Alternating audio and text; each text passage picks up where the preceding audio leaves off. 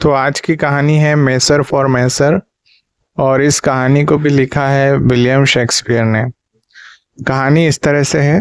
बहुत दिन पहले वियना नगर में एक ऐसा नम्र और दयालु राजा शासन करता था जिसकी प्रजा राज नियमों का पालन नहीं करने पर भी दंड नहीं पाती थी। इसलिए लोग प्राय राज नियमों को भूल ही गए थे। इनमें से एक नियम यह था कि यदि कोई मनुष्य अपनी विवाहिता स्त्री के अलावा किसी अन्य स्त्री से अनुचित प्रेम करे तो इसको मृत्युदंड दिया जाए। परंतु इस कोमल हृदय के राजा ने इस नियम के अनुसार अपने जीवन में कभी किसी को दंड नहीं दिया था। इसका परिणाम यह हुआ कि लोग विवाह की पवित्र संस्था को बिल्कुल भूल गए और स्त्री पुरुष का संबंध बहुत ही असंतोषजनक हो गया। रोज रोज युवती एवं स्त्रियों के माता पिता की शिकायत आने लगी कि इस नियम के भूले जाने से लोगों के आचार व्यवहार बहुत ही दूषित होने लगे हैं। राजा को यह देखकर बहुत कष्ट हुआ कि उसकी प्रजा में रोज रोज पाप की उन्नति और धर्म का पतन होता जा रहा है। परंतु उसने सोचा कि यदि मैं जल्दी से अपने इस नम्र भाव को बदलकर कठोरता से नियम पालन में लग जाऊंगा तो सारी प्रजा, जिसको बहुत दिनों से मेरे कोमल व्यवहार की आदत पड़ गई है और जो मुझसे बहुत प्यार करती है, तुरंत मेरे विरुद्ध हो जाएगी और मुझे क्रूर समझने लगेगी। इस कठिनाई का उसने ये उपाय सोचा कि थोड़े दिनों के लिए मैं किसी अन्य देश में घूमने के लिए चला जाऊं और अपनी जगह पे उस समय के लिए किसी अन्य मंत्री आदि को शासक बनाकर उसे हुक्म दे जाऊं कि वह व्यभिचार संबंधी नियम का बहुत सख्ती से पालन करे, जिससे लोग अपनी दुष्टता से बच सकें और लोग मुझसे नाराज भी न हो। राजा ने अपनी अनुपस्थिति में राज प्रबंध करने के लिए एंजिलो नाम के मनुष्य को नियुक्त किया। ये एंजिलो वियना भर में शुभ काम और धार्मिक जीवन के लिए प्रसिद्ध था और सब लोग उसे संत समझते थे। जब राजा ने अपने मंत्री एस्केलस को अपना विचार बताया तब उसने कहा कि महाराज, वियना भर में अगर कोई आदमी है जो इस असाधारण काम अथवा मान के योग्य हो तो वह एंजिलो ही है। इस प्रकार राज्य प्रबंध एंजिलो के हवाले करके राजा पोलैंड की सैर करने के लिए वियना से चल दिया। परंतु यह यात्रा केवल कहने के लिए थी। वास्तव में राजा बहुत जल्दी अपने देश लौट आया और साधु के वेश में रह के गुप्त तरीके से एंजिलो के कामकाज को देखने लगा। जिस समय एंजिलो को यह कामकाज दिया गया था उसके थोड़े दिनों के बाद क्लोडियो नाम के एक प्रतिष्ठित पुरुष पे यह अभियोग चलाया गया कि वह एक स्त्री को उसके माँ बाप के घर से फुसला कर लाया है। इस नए शासक ने पहले तो क्लोडियो को कैद कर लिया और फिर पुराने नियम के अनुसार, जिसको प्राय लोग भूल गए थे, उसको मौत की सजा देने का हुक्म दिया। अब तो नगर में शोर मच गया और सारी प्रजा डर गई, क्योंकि उन्होंने अपने जीवन में कभी भी इस प्रकार का दंड नहीं सुना था। बहुत सारे लोग क्लोडियो की सिफारिश करने आए, जिनमें एक मनुष्य राज्य मंत्री एस्केलस भी था। एंजिलो ने उत्तर दिया, राज नियम कोई विभीषिका तो है नहीं जिससे पक्षी डर तो जाए परंतु उससे उनको कुछ हानि न पहुंच सके। नियमों में परिवर्तन होना ठीक नहीं है। लोगों को पूरी तरह कुल इनके अनुकूल चलना चाहिए। एस्केलस, यह तो सच है, मैं नहीं कह रहा हूं कि बिल्कुल छोड़ दीजिए, परंतु मृत्युदंड देना ठीक नहीं है। क्लोडियो का पिता एक सज्जन पुरुष था, उसी के लिए आप इसको क्षमा कर दीजिए। मनुष्य से भूल हो ही जाती है, केवल समय का अंतर है। आपसे भी कभी न कभी ऐसी भूल हुई ही होगी। एंजिलो कहता है, एस्केलस देखो, किसी पाप कर्म की इच्छा करना अलग बात है और उस काम को कर डालना अलग बात है। संभव है कि उस पंचायत में भी जो किसी चोर को दंड देने के लिए बैठी हो, एक दो चोर हों, परंतु जो मनुष्य खुलेआम नियमों का उल्लंघन करता है उसको पूरा दंड देना ही न्याय है। देखो, यदि कोई रत्न पड़ा हो तो हमको पता न हो तो हम बिना देखे उसको पैरों से कुचलते चले जाते हैं, परंतु यदि हमें पता चल जाए कि वह रत्न है तो अवश्य ही उसको उठाने के लिए खड़े हो जाएंगे। तुमसे भी ऐसी ही भूल हो गई है, इसलिए इस मनुष्य को छोड़ दो, ये कहना उचित नहीं है। हाँ, ये कह सकते हैं कि यदि तुमसे यही भूल हो जाए तो तुमको भी मृत्युदंड भोगना पड़ेगा। इसलिए एस्केलस, मैं इसको क्षमा नहीं कर सकता। अब क्लोडियो का बचना असंभव है। क्लोडियो का मित्र लूसियो से जेल में देखने आया तो क्लोडियो ने कहा कि लूसियो, एक कृपा कीजिए, आप मेरी बहन इजाबेला के पास जाइए। वह सेंट क्लियर के मंदिर में महंत होना चाहती है। उसे जाके मेरा हाल कह दीजिए और यह भी बता दीजिए कि मुझे मृत्युदंड जरूर मिलेगा। इसलिए यदि वह इस नए शासक के पास जाके विनती करे तो संभव है मेरी जान बच जाए, क्योंकि युवतियों के दुख पर सभी लोग तरस खाते हैं। दूसरा यह कि मेरी बहन के बातचीत का तरीका इस प्रकार का है कि लोग उसके कहने को प्राय टाल नहीं सकते। इजाबेला उसी दिन मठ में दाखिल हुई थी और अभी नियमानुसार महंत नहीं बनी थी। लूसियो ने जब मठ का दरवाजा खटखटाया तब वहां की पुजारी ने इजाबेला से कहा, यदि किसी पुरुष की आवाज लग रही है इजाबेला, दरवाजा खोल लो और इस मनुष्य से पूछ लो कि वह क्या कहना चाहता है। तुम अभी महंत नहीं हुई हो, इसलिए तुम पुरुषों से बातचीत कर सकती हो। मठ के नियमानुसार मैं ऐसा नहीं कर सकती, परंतु बात करते समय घूंघट डाल लेना। लूजियो ने इजाबेला को देख के कहा, कुमारी, आप मुझे अभागे क्लोडियो की बहन इजाबेला से मिला सकती हैं। इजाबेला के बोली, क्यों? क्लोडियो क्यों अभागा है? मैं ही इजाबेला हूँ। लूजियो कहता है कि तुम्हारा भाई कैद में है, उसने मुझे तुम्हारे पास भेजा है। इजाबेला पूछती है, क्यों? लूजियो कहता है कि उस पर एक स्त्री को फुसलाने का दोष लगाया गया है। इजाबेला समझ गई कि वह बहन जूलियट होगी। जूलियट और इजाबेला बहनें नहीं थी, किंतु वे एक ही स्कूल में पढ़ती थी, इसलिए एक दूसरे को बहन कहकर पुकारा करती थी। इजाबेला को यह भी मालूम था कि जूलियट क्लैडियो से बहुत प्रेम किया करती थी। उसे समझ आ गया कि यही दोष उसके भाई पे लगाया गया है। जब लूजियो ने इजाबेला से कहा कि आप जाके एंजेलो से अपने भाई की सिफारिश कीजिए, तब वह कहने लगी कि हाय, मेरे में इतनी ताकत नहीं है कि मैं उसको कुछ फायदा पहुंचा सकूं। लूजियो कहता है, तुम पूरी कोशिश करो। इजाबेला कहती है कि मुझे अपनी ताकत पर विश्वास नहीं है। लूजियो कहता है कि अविश्वास ही जहर है। अविश्वासी लोग ज्यादातर उन कामों को करने से भी रह जाते हैं जिनको वे अच्छी तरह से कर सकते हैं। लॉर्ड एंजेलो की सेवा में जाओ, क्योंकि कुमारियों के वचनों को लोग टाल नहीं सकते। जब कुमारियां रोती चिल्लाती हैं, तब उनकी प्रार्थना स्वीकार हो ही जाती है। इजाबेला कहती है कि अच्छा, देखो मैं क्या कर सकती हूँ। लूसियो कहता है, जो भी करना है जल्दी करो। इजाबेला कहती है, मैं अब जाती हूँ, केवल माता जी को सूचना दे दूं। आपने मेरे ऊपर बहुत उपकार किया है, अब आप जाइए और मेरे भाई को तसल्ली दे दीजिए। मैं आज रात को अपनी सफलता की खबर भेजूंगी। इजाबेला उसी समय राजमहल के लिए चल दी और थोड़ी देर बाद एक नौकर ने लॉर्ड एंजेलो को खबर दी कि महाराज, जिस मनुष्य को फांसी का दंड दिया गया है, उसकी बहन आपसे प्रार्थना करना चाहती है। एंजेलो पूछता है, क्या उसकी कोई बहन भी है? आदमी कहता है कि हाँ महाराज, उसकी बहन बहुत सुशीला है। एंजेलो कहता है कि अच्छा, उसे अंदर भेजो। थोड़ी देर में लूसियो और इजाबेला दोनों राजमहल में दाखिल हुए और इजाबेला ने कहा, धर्मावतार, यह गरीब अबला आपसे कुछ निवेदन करना चाहती है, यदि अनुमति हो तो कहूँ। एंजेलो पूछता है, तुम क्या कहना चाहती हो, कहो। इजाबेला कहती है, व्याभिचार एक ऐसा पाप है जिससे मुझे बहुत नफरत है। मैं चाहती हूँ कि इसका दंड जरूर ही दिया जाए, परंतु अपनी इच्छा के विरुद्ध मैं सिफारिश करने पर मजबूर हूँ। एंजेलो पूछता है, क्या? इजाबेला कहती है, मेरे भाई को फांसी का हुक्म हुआ है। मेरी प्रार्थना है कि उसके दोष को दंड दिया जाए, न कि उसको। एंजेलो कहता है, क्या बिना पापी को सजा दिए पाप को सजा मिल सकती है? पाप तो होने से पहले ही निंदनीय है। अगर पाप करने वाले को छोड़ दिया जाए तो फिर मेरा क्या काम? इजाबेला कहती है, हाय, बहुत कठोर नियम है। मेरा एक ही भाई है, ईश्वर आपको सत्य पर दृढ़ रखे। अब इजाबेला चलने लगी, परंतु लूजियो ने फिर कहा, इजाबेला, अभी निराश मत हो, फिर रो चिल्लाओ, इसके पीछे पड़ जाओ। तुमको तो कुछ भी प्रेम नहीं है। इजाबेला ने साहस करके कहा, क्या इसको फांसी ही मिलेगी? एंजेलो कहता है, कुमारी, अब कुछ नहीं हो सकता। इजाबेला कहती है, मैं तो ये समझती हूँ कि यदि आप क्षमा कर देंगे तो न ईश्वर आपसे नाराज होगा और न मनुष्य। एंजेलो जवाब देता है कि मैं इसे क्षमा नहीं करूंगा। आगे इजाबेला कहती है, लेकिन आप चाहे तो क्या क्षमा कर सकते हैं? एंजेलो कहता है, जिस बात को मैं चाहता ही नहीं उसको कर भी नहीं सकता। इजाबेला कहती है, लेकिन अगर आपको भी ऐसा ही दर्द होता जैसा मुझको है, तो आप भी उसे क्षमा कर सकते थे। इससे देश का कुछ नुकसान नहीं होगा। एंजेलो कहता है, अब बहुत देर हो गई है, हुक्म हो चुका है। इजाबेला कहती है, बहुत देर नहीं, मैं जो शब्द कह रही हूँ वह लौट सकता है। आपको याद रहे कि राजमुकुट या अन्य बाहरी चिन्ह राजा के लिए इतने जरूरी नहीं है जितने की दया। अगर आपने उसके समान अपराध किया होता और आप भोगते और वह न्यायाधीश होता, तो मैं समझती हूँ कि वह आपके साथ ऐसा कठोरता के व्यवहार नहीं करता। एंजेलो कहता है, चली जाओ। इजाबेला कहती है, अगर ईश्वर मुझे एंजेलो बना देता और आप इजाबेला होते तो क्या यही स्थिति होती?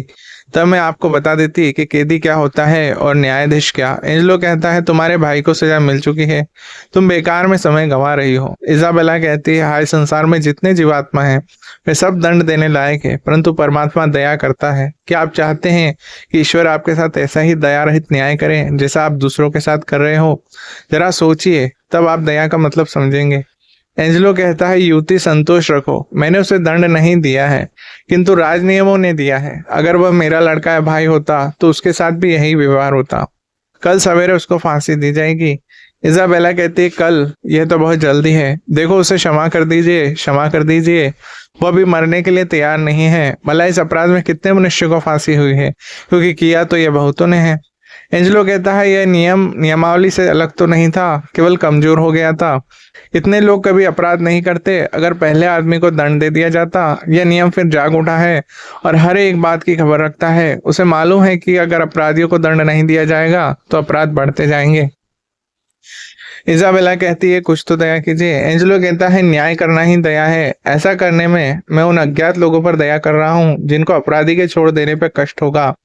मैं अपराधी पर भी दया कर रहा हूँ क्योंकि वह अब अपराध करके अपनी आत्मा को खराब नहीं करेगा। संतोष रखो, तुम्हारे भाई को कल फांसी लगेगी। इजाबेला कहती है तो सबसे पहले यह आज्ञा देने वाले आप ही हैं और सबसे पहले दंड पाने वाला भी वही है। राक्षस के समान बलवान होना तो अच्छी बात है, परंतु उस बल को राक्षस के समान उपयोग करना ठीक नहीं है। हे ईश्वर, तुम अपनी बिजली को बड़े बड़े वृक्षों पर गिराते हो, छोटे मेहंदी के पौधे पे उसका असर नहीं होता, लेकिन घमंडी मनुष्य थोड़ा सा अधिकार पाकर अपने आप को भूल जाता है और एक बंदर के समान ईश्वर के सामने ऐसे खेल खेलता है कि स्वर्ग के देवता भी उस पर रोने लगते हैं। एंजेलो कहता है तुम मुझसे यह बातें क्यों कर रही हो? इजाबेला कहती है इसलिए कि अधिकारी पुरुष चाहे खुद पाप करे परंतु दूसरों को दंड देने में बाल की खाल निकालते हैं। जरा अपने मन से पूछिए, अगर वह कहे कि इस प्रकार का अपराध जैसा कि मेरे भाई ने क्या है स्वाभाविक हो, तो आप मेरे भाई को दंड देने का विचार तक नहीं करेंगे। इजाबेला के आखिरी शब्द का एंजेलो के ऊपर सबसे अधिक प्रभाव पड़ा, क्योंकि इजाबेला की सुंदरता ने एंजेलो के मन में पाप के भाव उत्पन्न कर दिए थे और वह क्लेडियो के अपराध के समान खुद भी अपराध करने के विषय में सोच रहा था। यह सोच विचार में वह वहां से उठ खड़ा हुआ और इजाबेला के पास से चल दिया, परंतु इजाबेला ने फिर पुकारा और कहा कि महाराज वापस आइए, अभी सुनिए। एंजेलो कहता है अच्छा मैं सोचूंगा, तुम कल आना। इजाबेला कहती है दयावान वापस आइए, देखिए मैं आपको गुप्त बात बताऊंगी। एंजेलो गुस्सा होकर कहता है अरे क्या रिश्वत दोगी? इजाबेला कहती है ऐसी भेंट जिसमें ईश्वर भी प्रसन्न हो मैं रुपया पैसा नहीं दूंगी और नहीं रत्न मणि आदि दे सकती हूँ। मैं आपको दुआएं दूंगी जिनसे ईश्वर भी खुश हो जाएंगे। एंजेलो कहता है अच्छा कल आना। इजाबेला कहती है ईश्वर आपको धर्म के पद पे मजबूत रखे। इजाबेला तो चली गई, परंतु एंजेलो के मन में पाप की तरंगें उठने लगी। वह अपने दुष्ट विचारों की ओर ध्यान करके कहने लगा ओहो यह क्या है, यह क्या है? क्या मेरा मन इस पर मोहित हो गया है जो मैं इसे देखना चाहता हूँ? अरे इस स्त्री से बातचीत करने को मेरा मन क्यों होता है? क्या मैं सपना देख रहा हूँ? अरे क्या काम वासना मुझ पे सवार होने लगी है? किसी भी स्त्री ने अभी तक मेरे धर्म को नहीं डिगाया है, परंतु आज इस साध्वी ने मुझे आकर्षित कर लिया। ये कामदेव साधुओं को जीतने के लिए साधु स्त्रियों द्वारा हमला करते हैं। इस प्रकार रात भर एंजेलो अपने पापों को याद करके पश्चाताप करता रहा और उसकी रात क्लेडियो से भी अधिक दुख में गुजरी। कभी तो उसकी इच्छा होती कि इजाबेला को सत्य मार्ग से हटा के फुसला ले, कभी यह कहता कि देखो मैं कितना दुष्ट हूँ जो एक साध्वी स्त्री को इस प्रकार बहकाना चाहता हूँ। सारांश ये है कि रात भर यही सोच विचार करके अंत में एंजेलो अपने व्रत से डिग गया और उसने इरादा कर लिया कि सवेरा होते ही वह इजाबेला को उसके भाई की जान बचाने का वचन करके फुसला लेगा। जैसा कि हम जानते हैं कि वियना नरेश वास्तव में देशाटन करने नहीं गया था, किंतु एक साधु के वेश में अपने ही देश में रह रहा था। वह उसी रात जिसका कि हम यहाँ वर्णन कर रहे हैं। वह जेल में गया और जेलर से कहने लगा कि मैं अपराधी मनुष्य को स्वर्ग का रास्ता दिखाने की कोशिश कर रहा हूँ, इसलिए तुम मुझे कैदियों के पास ले चलो जिससे मैं उनको प्रायश्चित करने का तरीका सिखा सकूं। जेलर राजा को क्लेडियो के पास ले गया तो राजा उसे समझाने लगा। जब क्लेडियो ने अपने अपराध का सारा हाल बताया तब राजा ने पूछा अच्छा क्या तुमको आशा है कि लॉर्ड एंजेलो क्षमा कर देंगे? क्लोडियो कहता है अभागे मनुष्य को आशा के अलावा और कोई सहारा नहीं होता। मुझे जीने की आशा है परंतु मैं मरने के लिए भी तैयार हूँ। राजा कहता है मृत्यु के लिए तैयार रहो, इससे मौत और जीवन दोनों ही अच्छे लगते हैं। जीवन के लिए इस तरह तैयार रहो कि अगर जीवन चला भी जाए तो एक ऐसी चीज चली जाती है जिसके लिए कोशिश करना केवल मूर्खों का काम है। जिंदगी एक सांस है जिसे मौत आकर नष्ट कर देती है। हमारा जीवन क्षणिक है, इसके लिए कुछ कोशिश नहीं करना चाहिए। क्लेडियो कहता है साधु जी आप ठीक कहते हैं, मैं अब मौत से नहीं डरता। क्लोडियो इस प्रकार धार्मिक उपदेश सुनता रहा। दूसरे दिन सवेरे इसाबेला एंजेलो के महल में आई। एंजेलो ने उसे अकेले में बुलाया और कहा कि तुम्हारा भाई बच नहीं सकता। इसाबेला इस उत्तर को सुनकर चलने लगी, परंतु एंजेलो ने कहा लेकिन थोड़ी देर बच सकता है, शायद इतनी देर जितनी देर तुम रह सकती हो, परंतु उसे मरना तो पड़ेगा ही। इसाबेला कहता है कि आपके हुक्म से एंजेलो कहता है हाँ। इजाबेला कहती है कब? एंजेलो कहता है नियम के अनुसार तो तुम्हारे भाई की जान जाने वाली है, परंतु यदि तुम भी उस काम को करने के लिए तैयार हो जाओ जिसके लिए तुम्हारा भाई फंस गया है तो उसकी जान बच सकती है। इजाबेला कहती है मैं अपने सतीत्व को भ्रष्ट नहीं करूंगी। एंजेलो कहता है मैं सतीत्व के बारे में नहीं कह रहा हूँ, जो पाप मजबूरी से किए जाते हैं वे क्षमा के योग्य होते हैं। इजाबेला कहती है आप कैसी बातें कर रहे हैं? एंजेलो कहता है मैं भी ऐसी बातों का विरोध कर सकता हूँ, परंतु देखो तुम्हारे भाई की जान बचाने के लिए यह पाप करना क्या धर्म नहीं है? इजाबेला कहती है अगर अपने भाई की जान की रक्षा के लिए प्रार्थना करना पाप है तो ईश्वर मुझे दंड दे। यदि आपका उसको क्षमा कर देना पाप है तो मैं इस पाप को दूर करने के लिए दिन रात दुआ करूंगी और कुछ नहीं हो सकता है। एंजेलो कहता है अरे सुनो, या तो तुम बेसमझ हो या मक्कारी से बेसमझ बन रही हो, ये बात ठीक नहीं है। मैं साफ साफ कहता हूँ कि तुम्हारे भाई को फांसी होगी। इजाबेला कहती है अच्छा। एंजेलो कहता है उसने फांसी के लायक ही काम किया है। इजाबेला कहती है सच है। एंजेलो कहता है हाँ, तो उसके बचने का एक ही उपाय है, अर्थात तुम अपना सतीत्व मेरे हाथों खो दो। इजाबेला कहती है मैं अपने भाई के लिए उतना ही कर सकती हूँ जितना अपने लिए। आज यदि मुझे मृत्युदंड दिया जाता तो मैं कोड़ों की चोट को आभूषणों से अधिक अच्छा समझती, परंतु किसी अनुचित व्यवहार के लिए तैयार नहीं होती। एंजेलो कहता है तो तुम्हारे भाई को जरूर फांसी लगेगी। इजाबेला कहती यह तो सच बात है, एक भाई का एक बार मर जाना अच्छा है, परंतु उसकी बहन का हमेशा के लिए मरना अच्छा नहीं है। एंजेलो कहता है तो क्या तुम इतनी ही कठोर नहीं हो जितना वह नियम जिसे तुम कल से बुरा भला कह रही हो? इजाबेला कहती है दया से क्षमा कर देना एक अलग बात है और दुराचार करके छुड़ाना एक अलग बात है। एंजेलो कहता है हम सब कमजोर आत्मा वाले हैं और विषयों का मुकाबला नहीं कर सकते। इजाबेला कहती है इसलिए तो मेरे भाई को क्षमा कर देना चाहिए। एंजेलो कहता है स्त्रियां भी ऐसी ही होती हैं। इजाबेला कहती है हाँ, वे तो दर्पण के समान होती हैं जो जल्दी से टूट जाता है। पुरुष अपने फायदे के लिए ही स्त्रियों को बिगाड़ते हैं। एंजेलो कहता है साफ बात यह है कि मुझे तुमसे प्रेम है। इजाबेला कहती है और मेरे भाई को जूलियट से प्रेम था, परंतु आप कहते हैं कि उसको फांसी होगी। एंजेलो कहता है अगर तुमको मुझसे प्रेम है तो उसको फांसी नहीं होगी। इजाबेला कहती है दुष्ट एंजेलो, जल्दी से मेरे भाई को क्षमा कर दो, नहीं तो मैं सारी दुनिया को बता दूंगी कि तुम किस तरह के आदमी हो। एंजेलो कहता है कि तुम्हारी कौन सुनेगा, सब मेरे पवित्र जीवन के बारे में जानते हैं। मैं इस समय ऐसे पद पर नियुक्त हूँ कि कोई तुम्हारा कहना नहीं मानेगा। या तो मेरी बात मानो, नहीं तो तुम्हारे भाई को फांसी होगी और बहुत बुरी तरह फांसी होगी। बेचारी इजाबेला वहां से चली आई और कहने लगी अब मैं किससे कहूँ कि कौन मेरा विश्वास करेगा। जब वह जेल की ओर आई तब राजा साधु के वेश में उसके भाई को धर्म का उपदेश दे रहा था। उसने जूलियट को भी बहुत समझाया था। वह शर्म के मारे अपने अपराध पर पछता रही थी और कह रही थी कि क्लेडियो का इतना अपराध नहीं है कि जितना मेरा है। इजाबेला ने जेल में जाकर कहा मैं क्लेडियो से कुछ कहना चाहती हूँ। जेलर कहता है हाँ आ जाओ। क्लेडियो कहता है बहन क्या कुछ उम्मीद है? इजाबेला कहती है बहुत उम्मीद है। लॉर्ड एंजेलो को स्वर्ग में कुछ काम है, इसलिए वह तुमको अपना दूत बनाना चाहता है। वहां तुम हमेशा रहोगे, इसलिए तैयारी कर लो, कल तुमको जाना होगा। क्लोडियो कहता है क्या कोई उपाय नहीं है? इजाबेला कहती है बस एक ऐसा उपाय है जिससे शरीर तो बच जाएगा परंतु आत्मा की मृत्यु हो जाएगी। क्लेडियो कहता है कोई है भी? इजाबेला कहती है कि हाँ भाई, एंजेलो पिशाच है, वह तुमको मौत से बचा सकता है परंतु उम्र भर कैद में रखेगा। क्लेडियो कहता है उम्र भर? हाँ भाई, मुझे तुमसे डर लगता है। संभव है तुम 6-7 साल अधिक जीने को अपने धर्म से अधिक प्रिय समझो। मृत्यु का डर बहुत बड़ा होता है, परंतु एक कीड़ा जो हमारे पैरों तले कुचला जाता है उसे भी इतना ही कष्ट होता है जितना हमको। क्लेडियो कहता है मुझे क्यों डरा रही हो, अगर मरना ही है तो मैं खुशी से मरूंगा। इजाबेला कहती है मेरी पिता की आत्मा अपने पुत्र को इस वीरता से भरे उत्तर को सुन के बहुत खुश होती। अब तुम मरने के लिए तैयार रहो। ये शासक जो आज साधु बना फिरता है एक पिशाच है। क्लेडियो कहता है कौन? Lord Angelo. इजाबेला कहती है हाँ वही पापी।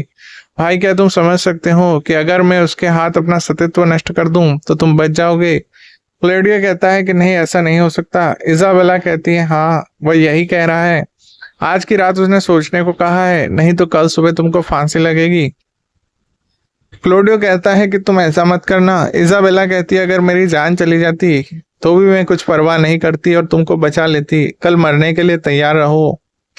क्लोडियो कहता है मौत से डर लगता है। इजाबेला कहती है पापी जीवन भी घृणा के योग्य ही है। अब क्लोडियो की आत्मा मृत्यु के डर से भर ही गई, क्योंकि पापी मनुष्य को मौत बहुत भयानक लगती है। अब उसकी सारी वीरता चली गई थी। वह कहने लगा, प्यारी बहन मुझे जीने दो। जो पाप तुम करोगी वह भाई की जान बचाने के लिए होगा, इसलिए ईश्वर तुमको क्षमा कर देगा। इजाबेला कहती है कि है पशु, है कायर, है बेशर्म, क्या तुम अपनी बहन का सतीत्व नष्ट करके जीवित रहना चाहते हो? तुमको धिक्कार है। मैं समझती थी कि मेरा भाई 10 बार भी खुशी खुशी से मर जाता, परंतु अपनी बहन का धर्म रखता। इसके बाद जब इजाबेला वहां से चली गई तो साधु ने क्लेडियो से कहा कि क्लेडियो, एंचलो ऐसा नहीं है। उसने तो केवल तुम्हारी बहन की परीक्षा लेने के लिए ऐसा कहा होगा। तुम्हारे बचने की कोई आशा नहीं है, इसलिए मृत्यु के लिए तैयार रहो। तब क्लोडियो की आंखें खुली और वह अपनी कायरता पे पछताने लगा और उसने कहा कि मैं अपने बहन से क्षमा मांग लूंगा, मुझे अब जीना अच्छा नहीं लग रहा है। जब क्लोडियो जेल के अंदर चला गया तब साधु और इजाबेला अकेले रह गए। साधु ने कहा, जिस हाथ ने तुमको रूप दिया है उसी ने तुम्हें सतीत्व भी दिया है। इजाबेला कहती है, हाय, राजा ने एंजेलो से कितना धोखा खाया है। अगर वह परदेश भ्रमण से लौट आए और मुझे कहने का अवसर मिले तो मैं उसे सारा हाल बता दूंगी। साधु कहता है, यह तो ठीक है, परंतु एंजेलो इस बात को नहीं मानेगा, इसलिए मैं जो कहूँ वही करो। यदि तुम एक अबला दीन स्त्री की सहायता करो, अपने भाई की जान बचा लो, फिर अपना सतीत्व भी बचा लो, तो मुझे आशा है कि अगर राजा लौट आया तो तुमसे बहुत खुश होगा। इजाबेला कहती है, मैं सब कुछ कर सकती हूँ मगर अधर्म नहीं। साधु कहता है, क्या तुमने मरीना का नाम सुना है, जो फेडरिक नाम के सिपाही की बहन है? इजाबेला कहती है, हाँ सुना है, वह बहुत साध्वी स्त्री है। साधु कहता है, वह एंचलो की पत्नी है। इसका दहेज उसी जहाज में था जिसके डूब जाने से उसके दूसरे भाई की मृत्यु हो गई थी। इस धन के न मिलने पर दुष्ट एंजलो ने अपनी पत्नी को छोड़ दिया और यह बात फैला दी कि वह कुटिला है। वास्तव में यह सब रुपयों के लिए ही था। मरीना अपने पति को अब तक वैसे ही प्यार करती है, इसलिए आज तुम एंजलो के पास जाके आधी रात के समय आने के लिए कहो और अपने भाई के लिए क्षमा पत्र लिखवा लाओ। रात के समय अपने वेश में मरीना को उसके पास भेज देना, क्योंकि वह उसकी विवाहिता स्त्री है, उसका वहां जाना पाप नहीं है। इजाबेला राजी हो गई और उसने मरीना से सारी बातें तय कर ली। जब इजाबेला एंजलो के पास से लौटकर मरीना के घर आई तब साधु भी वहीं था। उसने पूछा, कहो क्या करके आई हो? इजाबेला ने सारा हाल बताया और वह जगह भी बताई जहाँ रात को मिलने को उसने कहा था। एंजलो ने मरीना से कहा, एंजलो का एक बगीचा है जिसके चारों ओर दीवार है, पश्चिमी और अंगूर के खेत है जिनका एक दरवाजा है।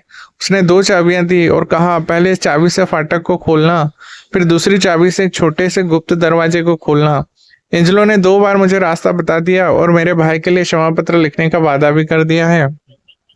साधु ने पूछा, क्या कोई और बात नहीं है? इजाबेला कहती, नहीं, मैंने कह दिया कि मैं थोड़ी देर बाद आऊंगी और साथ में एक नौकर भी होगा। वह मेरे साथ इसलिए आएगा जिससे लोगों को लगे कि मैं अपने भाई की सिफारिश करने आई हूँ। फिर इजाबेला ने मरीना से कहा, एंजलो से मिलते समय कुछ कहना मत, लेकिन मेरे भाई का ध्यान रखना। इजाबेला खुशी खुशी उस रात मरीना को उसी स्थान पर ले गई जिसे एंजलो ने निश्चित किया था। उसे अब विश्वास हो गया था कि उसका भाई बच जाएगा, परंतु वेना नरेश को जो साधु के वेश में सारी बातें देख रहा था, क्लोडियो के बचने की आशा नहीं थी। वो उसी रात को जेल पहुंचा। उसने वहां जाकर देखा कि एंजलो ने क्लोडियो को फांसी देने के लिए एक सख्त हुक्म जेलर के पास भेज दिया है। उस हुक्म में भी यही लिखा था कि 5 बजे सवेरे तक क्लोडियो का सिर काट के मेरे पास भेज दो। राजा ने जेलर से कहा कि तुम क्लोडियो को फांसी मत दो और एंजलो की शांति के लिए एक मुर्दे का सिर काट के भेज दो। साधु की यह बात मानने के लिए जेलर तैयार नहीं था, परंतु राजा ने अपने हाथ की मोहर लगाकर एक पत्र उसे दिया जो राजा की ओर से था। इससे जेलर ने समझा कि वह साधु राजा के पास से आया है। इस तरह क्लोडियो की मौत टल गई और जेलर ने एक मुर्दे का सिर काट के एंजलो के पास भेज दिया। उसी समय राजा ने एक अन्य मनुष्य के हाथों एंजलो को अपनी ओर से एक पत्र भेजा जिसमें लिखा था कि किन्हीं कारणों से मैं अब बाकी प्रदेश भ्रमण करने नहीं जा सकता। सुबह तक वियना में वापस आ जाऊंगा, इसलिए तुम नगर के बाहर मुझसे मिलो और सारी प्रजा में यह ढिंडोरा कर दो कि जिस किसी आदमी को किसी बात की शिकायत करनी हो तो वह मुझसे करे और उसी समय दरवाजे के ऊपर अपने प्रार्थना पत्र पेश करे। दूसरे दिन सुबह इजाबेला जेल में आई और राजा ने जो साधु के वेश में वहां था कहा कि क्लोडियो मारा गया है। जब इजाबेला अपने भाई की मृत्यु पर शोक करने लगी और एंजलो को उसकी दुष्टता पर कोसने लगी तब साधु ने उसे ढाढ़स बंधवाया और कहा कि कल राजा आने वाला है, उससे प्रार्थना करना और अगर कोई बात तुम्हारे विरोध में भी हो तो भी मत डरना। इजाबेला को समझाकर साधु मेरीना के पास पहुंचा और उसे भी जरूरी उपदेश दिया। अब राजा ने साधु का वेश उतार दिया और राशि ठाट बाट में नगर के दरवाजे पर पहुंचा जहां एंजलो सहित बहुत सारे नागरिक उसका स्वागत करने के लिए जमा हुए थे। उसी स्थान पर इजाबेला और मरीना भी अपनी अपनी प्रार्थना करने के लिए आई हुई थी। राजा ने कहा, मित्रों, मुझे आपसे मिलकर बहुत खुशी हुई है। एंजलो और एस्कलस ने कहा कि हम आपका स्वागत करते हैं। राजा कहता है मैं आपका बहुत ही कृतज्ञ हूँ। मैंने सुना है कि आपने बहुत न्याय से राज प्रबंध किया है।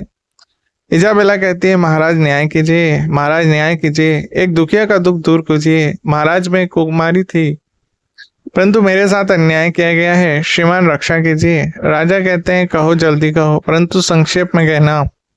लॉर्ड एंजेलो कहता है कि तुम्हारे साथ न्याय करेंगे, उन्हें अपना दुख बताओ। इजाबेला कहती है महाराज आप तो एक पिशाच से न्याय की आशा रखते हैं, आप ही सुनिए, क्योंकि जो कुछ मैं कहूंगी उस पर अगर आपको भरोसा होगा तो आप न्याय करेंगे, नहीं तो मुझे दंड देंगे। एंजेलो कहता है महाराज ये पागल हो गई है, इसके भाई को राज नियम के अनुसार फांसी लगाई गई। इजाबेला कहती है नियम के अनुसार? एंजेलो कहता है बहुत आश्चर्यजनक और अविश्वसनीय बातें कहती है। इजाबेला कहती है आश्चर्यजनक कहती हूँ परंतु सच है। क्या मेरा यह कहना आश्चर्यजनक नहीं कि एंजेलो झूठा है, घातक है, व्यभिचारी है, मक्कार है? राजा कहता है 10 गुना आश्चर्यजनक है। इजाबेला कहती है सब इतना ही सच है जितना ये कहना कि एंजेलो है, और ये 10 गुना सच है क्योंकि ये सच तो सच ही है। राजा कहता है इसे यहाँ से ले जाओ, यह पागल मालूम होती है। इजाबेला कहती है राजन मुझे निराश मत करो, मैं पागल नहीं हूँ। जो मैं कह रही हूँ वह असंभव तो नहीं परंतु आश्चर्यजनक जरूर है। बहुत संभव है कि एक मनुष्य वास्तव में पिशाच हो, परंतु देखने में साधु लगता हो, अंदर अंदर व्यभिचार करे और बाहर से ब्रह्मचारी बने, अंदर अंदर पाप करे और बाहर न्यायाधीश बने। यह हालत एंजेलो की है, यह बहुत दुष्ट है। राजा कहता है ये लगती तो पागल है परंतु बातें समझदारी की करती है, मैंने ऐसे पागल नहीं देखे हैं। इजाबेला कहती है महाराज न्याय कीजिए, दूध का दूध और पानी का पानी कर दीजिए। राजा कहता है क्या कहना चाहती हो? इजाबेला कहती है मैं क्लॉडियो की बहन हूँ जिसे व्यभिचार के दोष में फांसी दी गई है। मैं लूसियो के साथ क्षमा मांगने के लिए एंजेलो के पास गई थी। लूसियो कहता है जी हाँ मैं इसके साथ गया था। इजाबेला कहती है हाँ यही लूसियो है। राजा कहता है तुमसे किसने पूछा है? लूसियो कहता है मुझसे चुप नहीं रहा गया। इजाबेला कहती है मैं इस दुष्ट के पास गई थी। राजा कहता है पागलपन है। इजाबेला कहती है क्षमा कीजिए, यही विशेषण सही है। राजा कहता है संभल कर कहो। इजाबेला कहती है सारांश है कि एंजेलो ने मुझे फुसलाया और मेरा सतीत्व नष्ट करने के बदले मेरे भाई को छोड़ने का वादा किया था। और सोच विचार करने के बाद अपने भाई की जान बचाने के लिए मैं अपने सन्मार्ग से डगमगा गई, परंतु जब इस दुष्ट का काम निकल गया तब इसने मेरे भाई को फांसी दे दी। राजा कहता है संभव है। इजाबेला कहता है संभव ही नहीं है किंतु सच है। राजा कहता है कि लड़की तुम नहीं समझती कि तुम क्या कह रही हो। सबसे पहले तो एंजेलो अपनी साधुता के लिए प्रसिद्ध है, दूसरा ये कि अगर उसने यह अपराध किया भी है तो वह जरूर तुम्हारे भाई को क्षमा कर देता। लगता है किसी ने तुमको बहका दिया है। इजाबेला कहती है हाय क्या यही होना था? हे ईश्वर मेरी रक्षा करो। राजा कहता है कोई आदमी से जेल ले जाए, हम नहीं चाहते कि हमारे इज्जतदार पुरुषों पर दोष लगाए जाए, क्या कोई इसका गवाह है? इजाबेला कहती है लॉर्डविक नाम का साधु। राजा कहता है लॉर्डविक नाम के साधु को क्या कोई जानता भी है? लूसियो कहता है मैं जानता हूँ, वह एक झगड़ालू साधु था। अगर वह साधु नहीं होता तो मैं उसे खूब मारता, क्योंकि मुझे उसकी बातें पसंद नहीं थी। वह आपके भी विरोध में बातें करता था। राजा कहता है मेरे विरोध में? उसी ने इस स्त्री को बहकाया होगा, कोई जाके उस साधु को बुला लाओ। लूसियो कहता है रात को मैंने इजाबेला और साधु को तालाब के पास देखा था। उसके बाद लोग इजाबेला को पकड़कर जेल ले गए। अब मरीना अपनी शिकायत करनी शुरू कर देती है। महाराज अपने पति की अनुमति के बिना मैं अपना चेहरा भी नहीं दिखा सकती। राजा कहता है क्या तुम विवाहिता हो? मरीना कहती है नहीं। राजा कहता है क्या तुम कुमारी हो? मरीना कहती है नहीं। राजा कहता है क्या तुम विधवा हो? मरीना कहती है नहीं। राजा कहता है क्या कुछ नहीं, न कुमारी, न शादीशुदा, न विधवा? मरीना कहती है महाराज मेरा विवाह नहीं हुआ है, परंतु मैं कुमारी भी नहीं हूँ, क्योंकि मैंने अपने पति का चेहरा देखा है, परंतु मेरा पति नहीं जानता कि उसने मेरा चेहरा देखा है। राजा कहता है अच्छा। मरीना कहती है महाराज जो स्त्री एंजेलो पर व्यभिचार का आरोप लगा रही है वह मेरे पति पर आरोप लगा रही है, और यह आरोप झूठा है, क्योंकि जो समय बताया जा रहा है उस समय मेरा पति मेरे पास था। एंजेलो कहता है क्या इजाबेला ने मेरे अलावा किसी और पर भी आरोप लगाया है? मरीना कहती है मुझे नहीं मालूम। राजा कहते हैं नहीं, तुम अपने पति को जानती हो। मरीना कहती है यह मेरा पति एंजेलो है, वह नहीं जानता कि उसने मेरे शरीर को छुआ है, वह समझता है कि उसने इजाबेला के अंगों को छुआ है। एंजेलो कहता है यह तो बहुत आश्चर्यजनक आरोप है, जरा तुम्हारा चेहरा तो देखो। मरीना अपने पति की आज्ञा से थोड़ा सा घूंघट हटाकर चेहरा दिखाती है। यही चेहरा है जिसको देखकर कठोर एंजेलो एक दिन खुश होता था। यही हाथ है जिसको पकड़कर इसने एक दिन प्रेम करने की कसम खाई थी। यही शरीर है जो इजाबेला के धोखे से आधी रात के समय इनके बगीचे में गया था।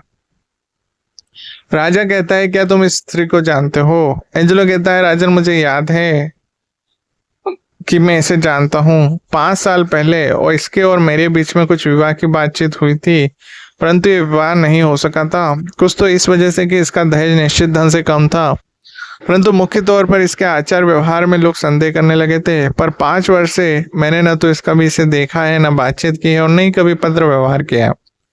मरीना कहती है, महाराज जिस प्रकार आकाश से प्रकाश होता है और मुंह से शब्द निकलते हैं, उसी प्रकार से मनुष्य मेरा पति है। और मंगलवार की रात को मैं इसके पास बगीचे में गई थी। एंजेलो कहता है, महाराज अब तक तो मैं हंस रहा था, परंतु अब आज्ञा चाहता हूँ कि न्याय के अनुसार इनको दंड दिया जाए। मुझे लगता है कि साधारण स्त्रियों द्वारा किसी बड़े मनुष्य ने मुझ पर झूठे आरोप लगाने की ठान ली है। राजा कहता है, हाँ हाँ, जितना चाहो उतना दंड दीजिए, आपको अधिकार है। एस्क्लस, आप भी एंजेलो की सहायता कीजिए। मैंने उस साधु को भी बुलाया है जिसने इनको भड़का दिया है। आप मुकदमा चलवाइए, मैं थोड़ी देर के लिए जा रहा हूँ। जब राजा वहां से चला गया तो एंजेलो को बहुत खुशी हुई, क्योंकि वह अपने मुकदमे में खुद ही न्यायाधीश बन गया था। परंतु राजा थोड़ी देर में साधु के वेश में आ गया। एस्क्लस ने, जिसका ख्याल यह था कि एंजेलो पर झूठा आरोप लगाया गया है, साधु से पूछा कि क्या आपने इन स्त्रियों को भड़का दिया है? साधु ने उत्तर दिया, राजा कहाँ है, हम उसी को उत्तर दे सकते हैं। एस्क्लस ने कहा, इस समय हम ही राजा हैं, ठीक ठीक कहो, हम ही सुनेंगे। साधु कहता है कि हे अभागे, क्या तुम लोमड़ियों से आशा रखते हो कि वह मेमने को बचा देगी?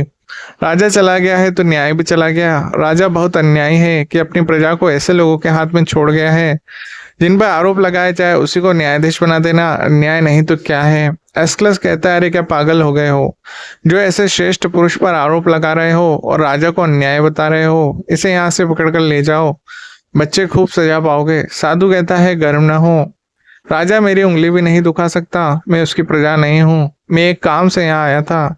यहाँ मैंने वियना के राज प्रबंध की गड़बड़ खूब देखी है। एस्क्लस कहता है, इसे जेल ले जाओ, यह राजा पर आरोप लगा रहा है। जेलर ने साधु को पकड़ना चाहा, परंतु राजा ने तुरंत साधु के कपड़े उतार दिए और राजा बन गया। उसको देखते ही सबके पसीने छूट गए। राजा ने पहले इजाबेला से कहा कि वह साधु तुम्हारा राजा ही था। हालांकि उसने अपना वेश बदल लिया था, परंतु उसका मन वैसा ही है। कहो तुम्हारी क्या सेवा की जाए? इजाबेला कहती है, क्षमा कीजिए, क्षमा कीजिए, मैंने आपको बहुत कष्ट दिया है। राजा कहता है, मैं आपसे क्षमा मांगता हूँ कि मैंने जाते हुए भी आपके भाई को नहीं बचाया। अब तो एंजेलो समझ गया कि राजा ने गुप्त तरीके से सारी बातें जान ली है। उसने कहा कि महाराज, मेरा सबसे बड़ा अपराध यह है कि समझता था कि मुझे कोई देख नहीं रहा है। मैं नहीं जानता था कि ईश्वर की तरह आप भी सब जानने वाले हैं। इसलिए महाराज, मैं बहुत शर्मिंदा हूँ और मुझे जरूरी दंड दीजिए। और वह दंड यही हो सकता है कि आप मुझे इस गंदे और पापी शरीर से मुक्त कर दीजिए। राजा एंजेलो से कहता है, तुम्हारी गलती तो साफ ही है, इसलिए तुमको उसी स्थान पे फांसी दी जाएगी जहाँ पे क्लोडियो मारा गया था। मरीना, इसकी संपत्ति तुमको दी जाती है, जिससे विधवा होकर तुम इससे अच्छे आदमी से विवाह करो। मरीना कहती है कि महाराज, मैं इसी पति को चाहती हूँ, इससे अच्छा पति मुझे नहीं चाहिए। फिर उसने हाथ जोड़ और पैरों को पकड़कर राजा से उसी प्रकार विनती की जैसे इजाबेला ने अपने भाई को बचाने के लिए एंजेलो से की थी। उसने इजाबेला से कहा कि प्यारी इजाबेला, मेरे पति की रक्षा के लिए आप भी कोशिश कीजिए, मैं जीवन भर आपका उपकार मानूंगी। राजा कहता है, तुम बेकार में उससे प्रार्थना कर रही हो। अगर वह प्रार्थना करने लगे तो उसके भाई की आत्मा भी कब्र से निकल कर आ जाएगी और उसको ले जाएगी। मरीना कहती है, इजाबेला, प्यारी इजाबेला, मेरे साथ हाथ जोड़ो, कुछ कहो, चुपचाप हाथ जोड़े खड़ी रहो, मैं सब कुछ कह दूंगी। लोग कहा करते हैं कि अपराधी मनुष्य भी बाद में अच्छे हो जाते हैं, शायद मेरा पति भी ऐसे ही हो जाए। इजाबेला कहती है, क्या तुम इसकी रक्षा के लिए प्रार्थना नहीं करोगी? राजा कहता है, नहीं, इसको तो क्लोडियस के बदले में फांसी लगेगी, क्लोडियस के बदले में एंजेलो, मौत के बदले में मौत, जैसे को तैसा। इजाबेला पैरों को पकड़ के कहती है कि अन्नदाता, इस अपराधी पे दया कीजिए। मैं समझती हूँ कि इसने केवल न्याय के लिए ही मेरे भाई को मृत्युदंड दिया है। जब तक इसने मुझे नहीं देखा, इसके अंतःकरण में कोई बुरा भाव नहीं उठाता। श्रीमान, कृपा कीजिए, मैं समझूंगी कि यह मेरा भाई है। मेरे भाई के साथ न्याय किया गया है क्योंकि उसने अपने अपराध की ही सजा पाई है। एंजेलो अपने पाप करने में सफल नहीं हो सका, इसलिए जो हुआ सो हुआ, अब जाने दीजिए। राजा कहता है, सारी मेहनत बेकार है, मैं एक भी बात नहीं मानने वाला।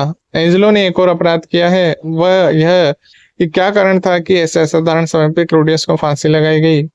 जेलर कहता है मुझे तो हुक्म मिला था। राजा कहता है क्या वारंट था? जेलर कहता है नहीं, एक गुप्त चिट्ठी थी। राजा कहता है अच्छा, हम तुमको पद से मुक्त करते हैं, जेल की चाबियां दे दो। जेलर कहता है क्षमा कीजिए, मैं नहीं जानता था, परंतु अब पछता रहा हूँ। मैंने एक अन्य मनुष्य की जान बचा ली है जिसको मारने की भी गुप्त आज्ञा दी गई थी। राजा कहता है वह कौन है? जेलर कहता है बर्नार्डियन।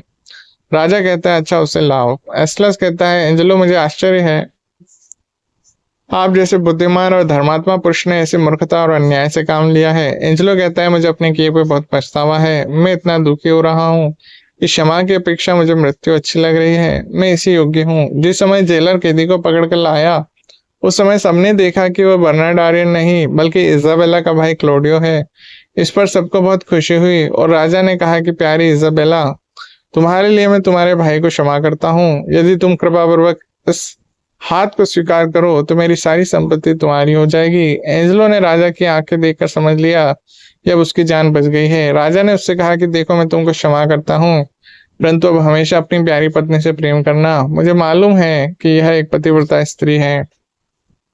क्लोडियो का विवाह भी जूलियट के साथ हो गया और कई बार प्रार्थना करने पर इजाबेला ने राजा की रानी होना स्वीकार कर लिया, क्योंकि वह अभी महंत नहीं बनी थी। इजाबेला के धार्मिक जीवन ने नगर के लोगों पर ऐसा प्रभाव डाला कि फिर कभी क्लोडियो की तरह किसी ने अपराध नहीं किया और नगर में बिना दंड के ही शांति तो धर्म का राज्य हो गया। एंजेलो को अब पता चल गया था कि थोड़ा सा अधिकार पाके उसका दिल कितना कठोर हो गया था। उसे यह भी पता चल गया कि दंड की अपेक्षा क्षमा करने में कितनी शक्ति होती है। इस तरह से ये कहानी खत्म होती है। कहानी आपको कैसी लगी कमेंट बॉक्स में लिखकर जरूर बताइए। अच्छी लगी हो तो वीडियो को लाइक करें, सब्सक्राइब करें और शेयर कीजिए। धन्यवाद।